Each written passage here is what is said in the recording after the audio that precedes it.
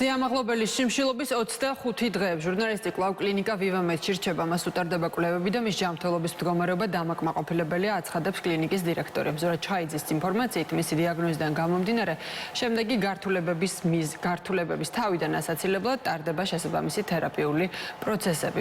დილიდან კი ის კლინიკაში მოინახულა მისმა ადვოკატმა. ინტერესების დამცველის თქმით, მზეამაღლობელს ასევე მოინახულებენ მედიკოსების სპეციალურად შექმნილი ჯგუფის წევრები. შეგახსენებთ, რომ ჟურნალისტი პოლიციელზე თავდასხმის ბრალდებით არის დაკავებული და 25 დღეა შიმშილობს.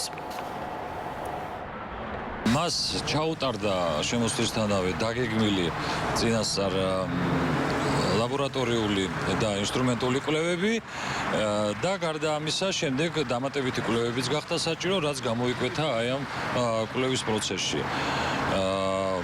გარდა ამისა კონსულტირებული იქნა სხვა სპეციალობის ექიმების მიერ და მისი დიაგნოზიდან გამომდინარე შემდგომი გართულებების პრევენციის მიზნით დაეწყო დამხმარე თერაპიული ღონისძიებების ჩატარება, რაზეც მან თანხმობა განაცხადა და ჩვენ ძალიან მოხარულები ვართ, რომ მან თანხმობა განაცხადა ამაზე.